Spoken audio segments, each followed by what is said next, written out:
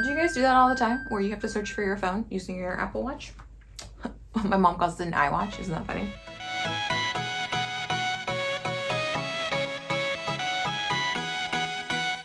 Hey friends, it's Maria. So it's now October, and I thought I would share with you what I'm planning on reading this month on my to be read list. I know some people have pretty extensive to be read lists each month. I don't think mine is that extensive. Honestly, I think what I have here is probably a little ambitious, but hey, why not just jump on in? So I figured we'd start with the fun stuff. So anything that's fiction. Typically how I'm going to structure these as I go forward is I want to have a fiction book, at least one fiction book, one nonfiction book, and a classic. And then the rest can be whatever I want to read, but I really want to be able to have that kind of mix of books that I'm reading each month. So here we go. Hey y'all, Editing Maria here. Looking at this, I realize I say nonfiction a lot in this section versus fiction. I am talking about fiction books. I thought I would clarify. I don't know why I keep saying nonfiction. The last thing he told me, this is actually my book club book. So me and my friends, we have a little book club to get us through this crazy time we're in. We thought we would start a book club. So this is what we chose. It was this or like a different kind of murder mystery. But we got sold on Reese's book club, right? So this is definitely something that Reese Witherspoon has in her book club. And it's about Hannah and her husband, Owen, who disappears. When he leaves, the only thing that he leaves behind is a note that says protect her, which she believes is regarding his daughter. Usually I do these on audiobook. However, for this one, I got a sample of the audiobook and I didn't really like the narrator. So I thought, hey, let me just actually pick this up and read it. Also, the texture of this jacket is really nice. But yeah, so you can see their little floating home there. Let's see, it's a thrilling roller coaster of a novel. This smart, intimate exploration of love and family is the foundation of a beautifully constructed mystery filled with twists and turns. A must read. So, hoping that is true. But we'll find out. The next nonfiction book I have picked up is A Court of Wing and Ruin. I think I'm the last person to hop on this trend, this whole Court of Roses trend. To be honest, I'm invested in this because I've read the other two, right? So A Court of Mist and A Court of Thorns and Roses. I don't know how I feel about them. So the first one, I said, you know, it's the one that got me back into reading. I was up all night essentially reading it. But I feel like some of the writing in those books are a little redundant, especially in the second one. I thought there was a lot of redundancy in there, especially talking about Reese and his drama. And so I felt like that book didn't need to be quite as long as it was. So I'm hoping this one will hit a little different. I love the color, right? But we'll find out. So it's the third one in the series, and Feyre has, you know, she's now no longer in the Supreme Court, and she's really entering the realm of politics, and how they're going to save the Fae and the mortal realm, right? So I don't know if this is going to like wrap it up nicely, because then there's also a Court of like Flame, Silver and Flame, and I'm really kind of confused about the way they progress. But that is what I'm going to read this month just for fun. I'm also listening to a nonfiction book by Lisa Jewell, and it is called The Last Thing You Told Me is what we just talked about. It is called And Then She Was Gone, so I'll put that up right here. So I'm listening to that. The narrator is phenomenal. I only really listen to like murder mystery thrillers. The Last Thing You Told Me is like me not doing that, and I feel like we'll see how that goes. But for this one by Lisa Jewell, I was like, yes, I heard the narrator. I was like, let me read this book while I'm running, or listen to this book while I'm running. I'm really excited. I actually already started it, and it's interesting. Laurel is the main character in the story, and her daughter goes missing, Ellie. And then she runs into a guy who has a daughter that looks just like Ellie, and it creates all kinds of emotions in her. And what does that mean? She starts dating him, and it seems like it's gonna be a very intriguing novel, right? So I was listening to it, and I don't know, maybe 2 hours in, and I was trying to figure out where we were going with it, just because you find out, you know, in the very beginning that it's like it's open and shut. Like Ellie is, I don't know if this is a spoiler, so if you're gonna listen to it, close out now, but Ellie is essentially dead, right? They find her bones and she's dead. So she's never found. So I was like, so where are we going with this?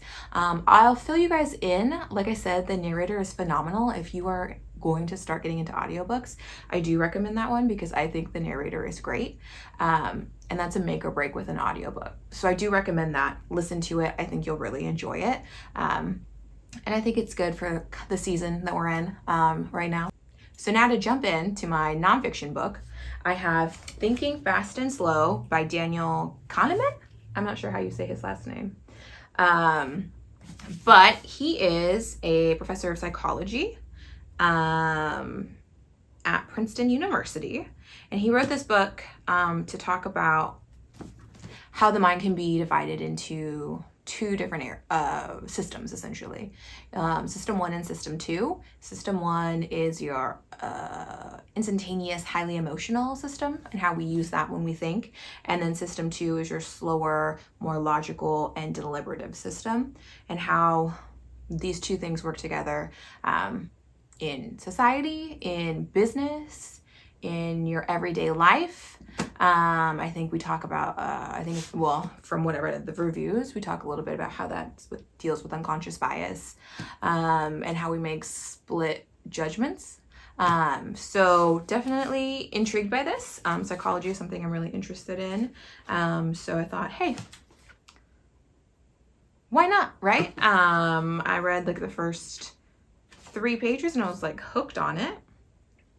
Typically, I also listen to nonfiction because they're great for when I'm walking, but I thought let's pick this up, actually read it. I think I decided to read it because, again, the narrator for the audiobook was not my favorite. So I said, let me read this because I picked up another one that I'm going to read after that I'm actually listening to, which I'm excited for. And then lastly, why I honestly think I'm pretty ambitious in the amount of novels that I'm reading this month. One is because that Thinking Fast and Slow, it's probably going to take a little more time for me to get through. But I am also doing Wuthering Heights by Miss Brontë. Specifically, I believe it's Emily Brontë. I think there's one in here also by Charlotte Brontë, but I'm going to focus on Miss Emily Brontë. To be honest, Charlotte Brontë did me dirty when I had to read Jane Eyre in high school. I have thoughts about Jane Eyre. I know some people really love that book. I don't.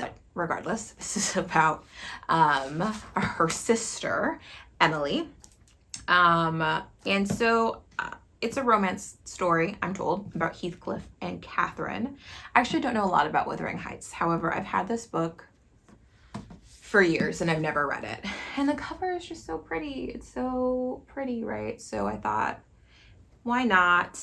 I feel like something about fall and romance go together. What does it say? Entwining romance, despair, and longing, the Brontë sister novels have been cherished by generations. So Emily Bronte's Wuthering Heights is a powerful tale full of passion, tortured love, and vengeful characters. I don't know, I can get behind that. I typically don't do romance, but like I said, I've had this. I wanted to read a classic this month, and I was like, it's here, let's read it. And then the last one that I'm actually really excited for is Classic Horror Tales. If you watched my last video, you saw that I'm reading one a day, every day for October. And I've already read 2. So I read, because there's 28 in here. So it gives me some legroom to not have to read one. If I miss one day in October, or like 2 days or 3 days, it's fine. But I've already read The Telltale Heart by Edgar Allan Poe, which I have a reading on my channel that I did out loud. And then yesterday I read Dracula's Guest by Bram Stoker. And then today it's Kerfuffle by Edith Wharton. So some of these people in here I didn't even know wrote little horror tales. So for example, who else is in here? Arthur Conan Doyle, who did the Sherlock, which I wouldn't really consider Sherlock like horror tales. So maybe I'm just not up to date on that. But I wouldn't really consider him or think of him as doing horror tales. But we have you know, Edgar Allan Poe, H.P. Lovecraft, Charles Dickens, Nathaniel Hawthorne. I do love Nathaniel Hawthorne. Young Goodman Brown, I've already read that in high school. But like I said, The Turn of the Screws in here. A lot of really good classic horror tales, and I'm excited for it because it's October and I have one thing I can read each day that's really, really short. Like all of these are, I don't know, on average, like 8 pages. There are some in here that are a little more extensive. For the most part, I'm excited to go through these because I haven't read all of these. But really, that is my to-be read list for October. And I will report back on some of these novels and let you know what I thought of the ones that are good, the ones that I think are worth your time. But if you are reading along with me, let me know what you think of some of these. And we can chat. All right, I will talk to you in the next one. Bye.